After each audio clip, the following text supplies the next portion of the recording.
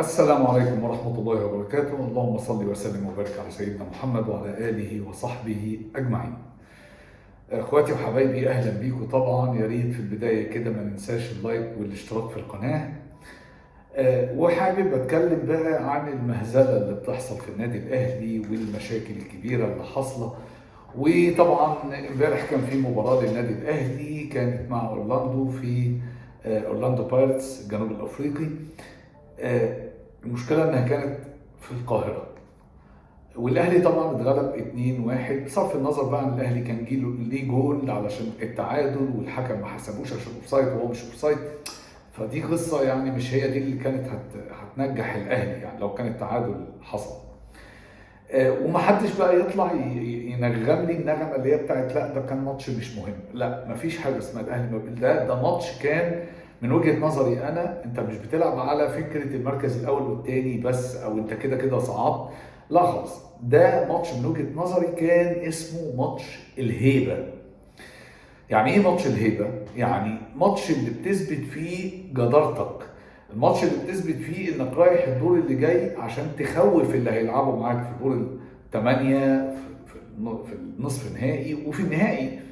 لكن بصراحة الاهلي بالمنظر اللي شفناه ده وبالشكل الغريب اللي ظاهر عليه، واللي للغريب برضه لان الاداره موافقه عليه، الاهلي شكله وحش جدا. الاهلي شكله يخاف ما يخوفش، ودي اول مره. وانا مستغرب جدا ان احنا النهارده هو وصلنا 19 في الشهر ومفيش اي حاجه بتحصل.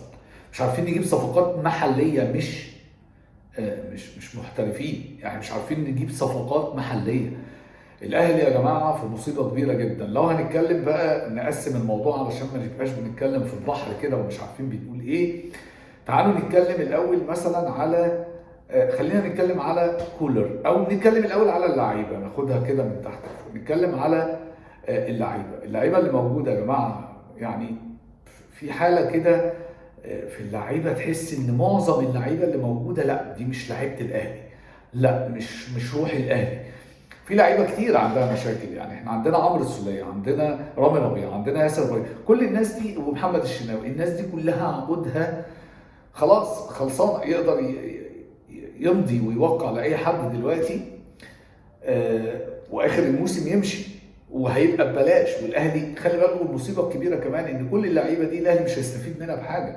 الاهلي بيجيب لعيبه بفلوس وبتمشي ببلاش. دي كارثه يا جماعه، دي في حد ذاتها كارثه اصلا يعني دي كارثه مش عارف مين بقى اللي يسال عنها.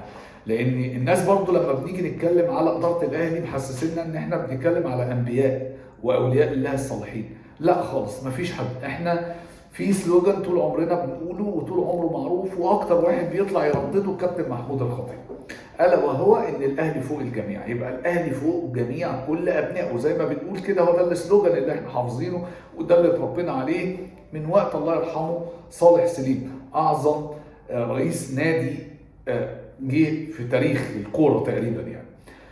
فبما ان الاهلي فوق جميع كل ابنائه فهو فوق محمود الخطيب، فوق كل مجلس اداره الاهلي، فوق كل الناس. ففي شويه مشاكل كده محتاجين نقسمها ونتكلم فيها.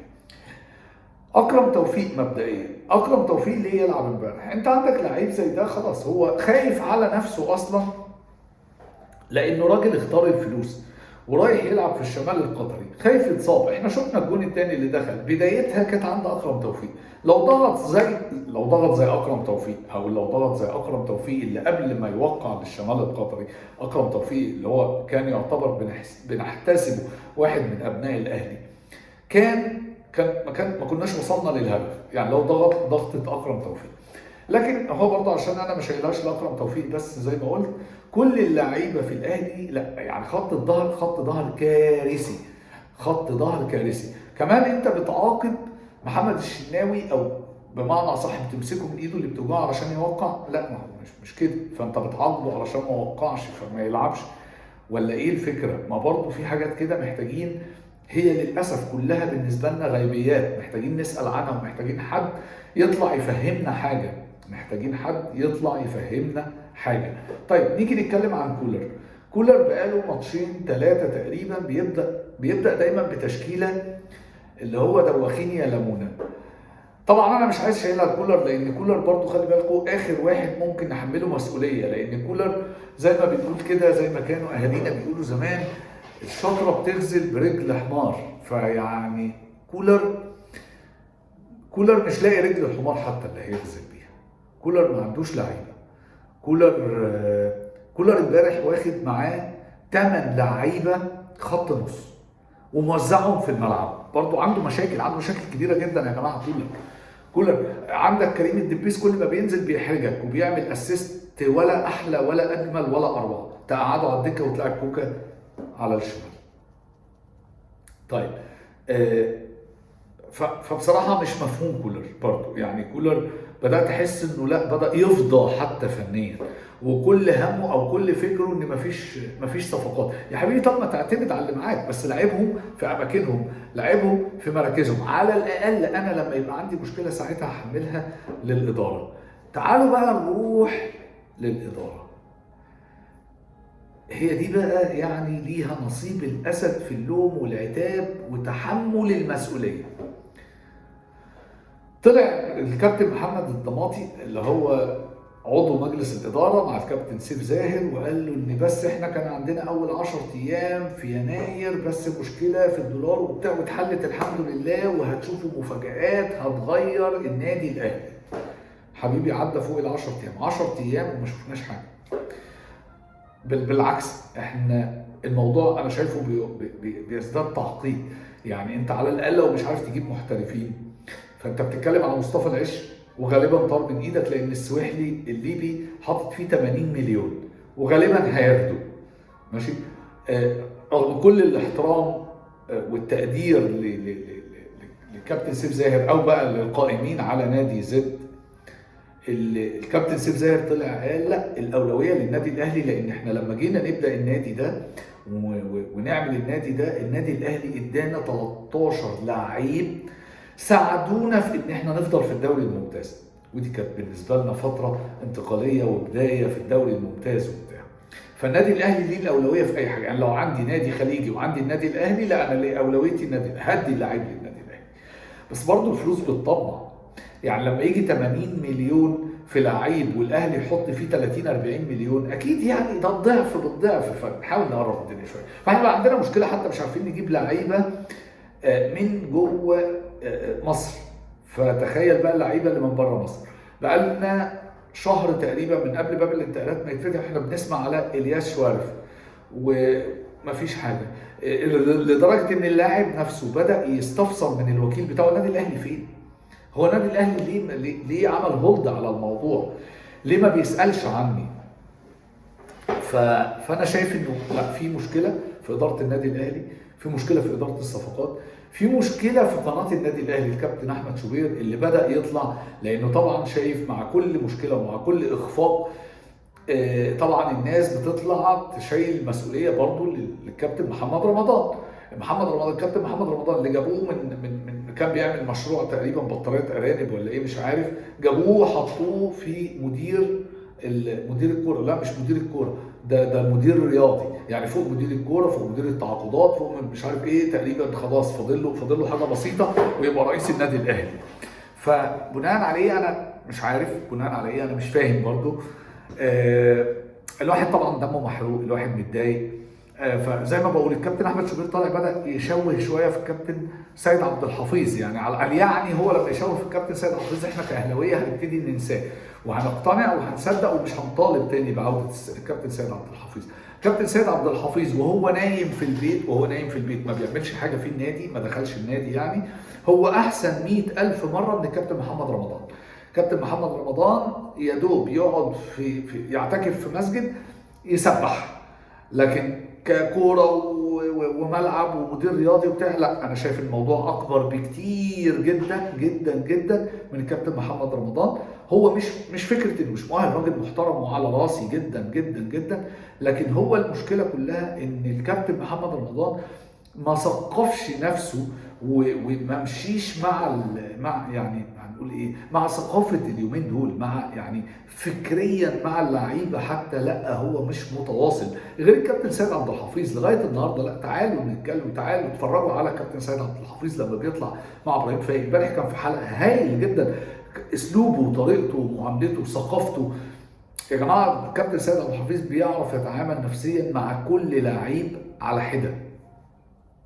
واحنا طبعا يعني الكلام بالنسبه لنا مش جديد، يعني الكابتن سيد عبد الحفيظ يعني متجرب على سنين كتير جدا، وشفنا كفاءته في الشغل كمدير كوره. ما تديله مدير رياضي والله العظيم زي ما بقول، لو بقى مدير رياضي وهو نايم في البيت احسن من كابتن محمد رمضان.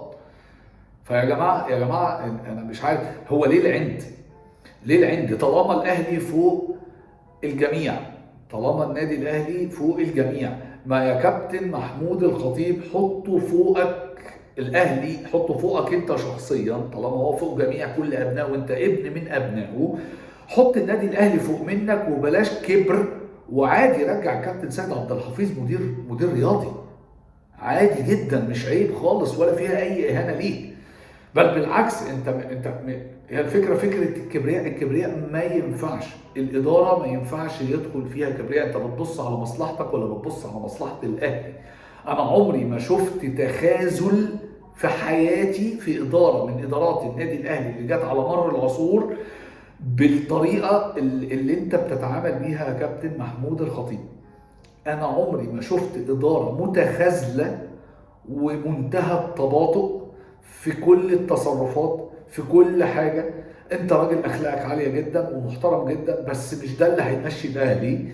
لازم تفكر شويه في مصلحه النادي الاهلي، حطها فوق مصلحتك، حطها فوق راسك، حط النادي الاهلي فوق منك وفوق كل مجلس الاداره، وبلاش كبر. والكابتن سيد عبد الحفيظ يرجع، ننجز شويه في موضوع الصفقات، نجيب مدير تعاقدات محترم. عندك الكابتن هيثم عرابي، راجل محترم جدا ومتفاني جدا للنادي الاهلي ويعشق النادي الاهلي، راجل شغال في نادي سيراميكا ومتالق في نادي سيراميكا وراجل كويس جدا في نادي سيراميكا. لو نعرف نجيبه، بلاش كبر. ما تقوليش ده كان من عساكر المهندس محمود طاهر فما ينفعش، ما فيش الكلام ده.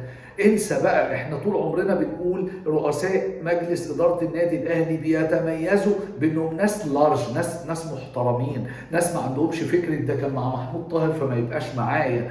ففكر كده، ما ينفعش النادي الاهلي بحجمه بادارته بامكانياته دي كلها، نادي اكبر نادي في افريقيا ما فيهوش مدير تعاقدات. يا حرام عليكم، حرام عليكم يا بني ادمين. نادي الاهلي بحجمه ده كله ما فيهوش مدير تعاقدات؟ نادي الاهلي بحجمه ده كله ما فيهوش مدير كوره؟ مع عادين الكابتن محمد رمضان هو بيعمل كل حاجه، هيشتغل مكان عم حارس ويشتغل مكان سيد عبد الحفيظ ويشتغل مكان هيثم عرابي، يشتغل ايه ده؟ ليه مفيش ناس اتقطعت الناس من النادي الاهلي؟ الناس من النادي الاهلي ما فيهوش اكتر من الكفاءات. يا عم عندك الكابتن وليد سليمان، ما تقعدوا مدير كوره تحت الكابتن محمد رمضان ويبقى ريبورتنج ليه.